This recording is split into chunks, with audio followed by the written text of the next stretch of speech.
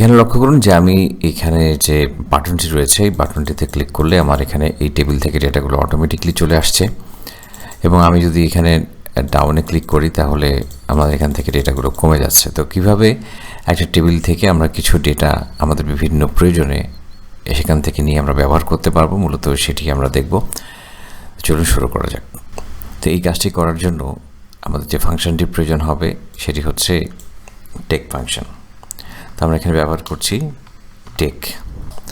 Take লিখে প্রথম bracket দেওয়ার পর প্রথমে আমরা দেখতে পাচ্ছি এখানে দেখাচ্ছে অ্যারে হচ্ছে কি, এটা নিয়ে বিগত টিউটোরিয়ালগুলোতে বহুবার বলেছি। শর্টকাটে বলছি যে সমজাতীয় ডেটাগুলো বা যে সোর্স ডেটাগুলো যেই ডেটাগুলো নিয়ে আমরা আসলে থেকে আমরা কাঙ্ক্ষিত ডেটাগুলোকে রিট্রিভ করব। তো এখানে আমরা আমাদের সোর্স যেটি সেটি হচ্ছে এই ডেটাগুলোর উপরে আমরা কাজ করব, এটাই আমাদের অ্যারে। এখন এটার পরে কমা দিতে হবে, কমা দেওয়ার পরে দেখতে পাচ্ছি আমরা প্রথমে রোজ। তো আসলে এখানে অপশন রয়েছে, দুটোই অপশনাল, যে কোনো একটা ইউজ করতে হবে এবং মিনিমাম 1 ইউজ করতে হবে, 0 এখানে রাখা যাবে না। তো এই জন্য আমরা যেটি করব যে প্রথমেই আমরা এখানে রো যে রয়েছে এখান থেকে প্রথম যে কয়টি রো আমরা নিতে চাই সেখানে ধরুন আমরা 5 লিখে দিলাম, আর বাকিগুলো আমি ফিল আপ করলাম না, অপশনাল, পরে দেখাচ্ছি আস্তে আস্তে ধারাবাহিকভাবে।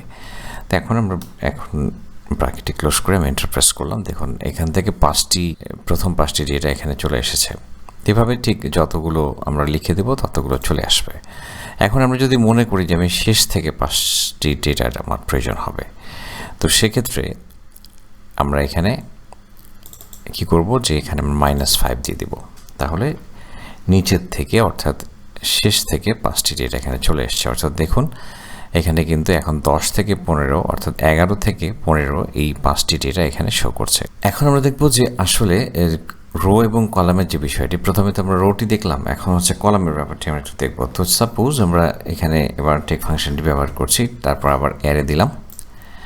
তো প্রথমেই আমি এখানে কমা দিয়ে 5 দিলাম, অর্থাৎ 5টি রো প্রদর্শন করবে। এবং আমি যদি মনে করি যে আমার সবগুলো কলামের ডেটা দেখানোর প্রয়োজন নেই, আমার শুধুমাত্র প্রথম 2টি ডেটা দেখাতে হবে, তাহলে আমরা কি করব, আমরা এখানে প্রথম 2টি কলামের ডেটা শো করবে, তাহলে এখানে আমি 2 লিখে দেব। তাহলে দেখুন এখানে 5টি রো এবং 2টি এখানে কলাম প্রদর্শন করছে।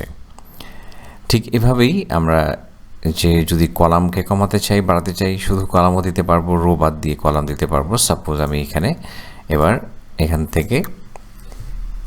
এখান থেকে রোটি বাদ দিলাম এবং রো বাদ দিয়ে এখানে আমি হয়তো লিখে দিলাম 3। তাহলে কি হচ্ছে, 3টি কলামের সমস্ত ডেটাগুলো এই টেবিলে চলে আসছে। তাই এই হচ্ছে রো এবং কলাম।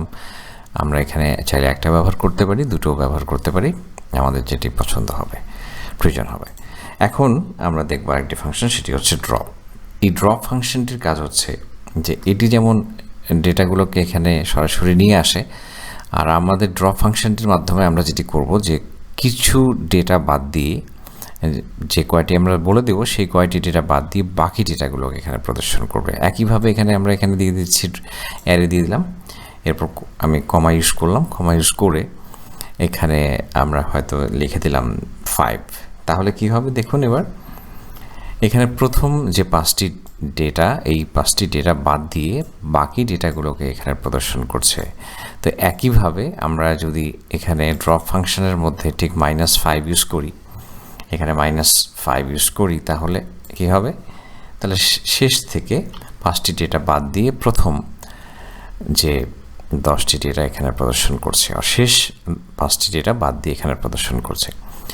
তো এখন আমরা দেখব আসলে এখানে যে বাটনটি প্রথমে দেখিয়েছিলাম সেটি আমরা কিভাবে তৈরি করব এবং সেটিকে কীভাবে ব্যবহার করব। তো চলুন আমরা এটা এখন দেখব।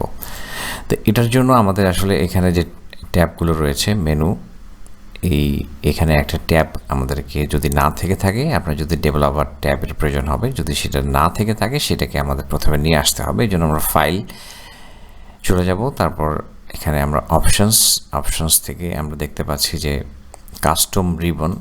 কাস্টমাইজ রিবন, এখানে এসে ঠিক ডান পাশে এপাশে মেইন ট্যাব, এখানে ডেভেলপার দেখতে পাচ্ছি, এখানে আমরা ওকে করে দেব। তাহলে এখানে একটা ডেভেলপার ট্যাব আমরা দেখতে পাচ্ছি। তো এখন আমাদের যেটি করতে হবে, যে সেলের মধ্যে আমরা কাজটি করতে চাচ্ছি, সাপোজ এখানে আমরা করতে চাচ্ছি, তো এখন এখানে আমাদের ডেভেলপার ট্যাবের মধ্যে আমাদের এখানে ইনসার্টে যেতে হবে এবং এখান থেকে আমরা এই যে স্পিন বাটন যেটি দেখতে পাচ্ছি, স্পিন বাটনটা আমরা এখানে নিয়ে আসবো এবং এটাকে এখানে আমরা ড্র করে দেবো যেখানে আমাদের প্রয়োজন হবে।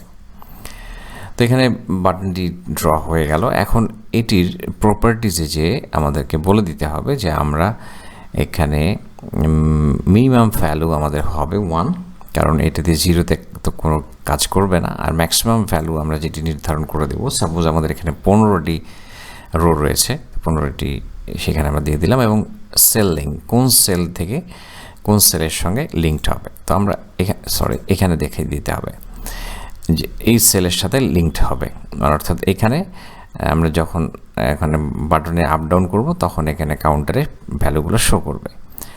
তো যাই হোক, এখন আমরা এটাকে ওকে করে দিলাম। তো দেখুন এখানে এখন কিন্তু 1 দেখাচ্ছে। তো এটাকে আমি একটু বোল্ড করে দিই, আর কালার যদি করতে চান করবেন। তো এটাকে আর একটু বড় করে দিচ্ছি। যাই হোক, তো এখন যদি আমরা এখানে ক্লিক করি, দেখুন এখানে কিন্তু এই কাউন্টার কাজ করছে। তাহলে এটা তৈরি হয়ে গেল, খুবই সহজ কাজটি করা। এখন আমাদের যেটি করতে হবে, যদি আমরা এখান থেকে ডেটাগুলোকে টেক ফাংশন ব্যবহার করি, তাহলে আমরা এখানে লিখে দিলাম টেক। তারপর এখানে এটাকে ড্র্যাগ করছি, আমাদের অ্যারেটি কমা দিয়ে দিলাম। এখন যেটি আমরা করব, এখানে রো, এই রো এর রেফারেন্সটা কোথা থেকে নেবে, এখান থেকে নেবে। জাস্ট এখানে নাম্বার না দিয়ে এখান থেকে আমরা সেলের রেফারেন্সটি দিয়ে দিলাম। এখন আমরা এটা প্রেস করি, দেখুন এখানে 2 শো করছে, তখন 2টি চলে আসছে। যখন আমরা বাড়াচ্ছি বাড়ছে, যখন আমরা কমিয়ে দিচ্ছি তখন ডেটাগুলো কমে যাচ্ছে। তো আশা করি টিউটোরিয়ালটি আপনাদের ভালো লেগেছে। যদি টিউটোরিয়ালটি ভালো লেগে থাকে তাহলে অবশ্যই লাইক এবং কমেন্ট করে উৎসাহিত করবেন। পরবর্তী ভিডিও দেখার আমন্ত্রণ জানিয়ে পর্ব এখানে শেষ করছি। খুব ভালো থাকবেন।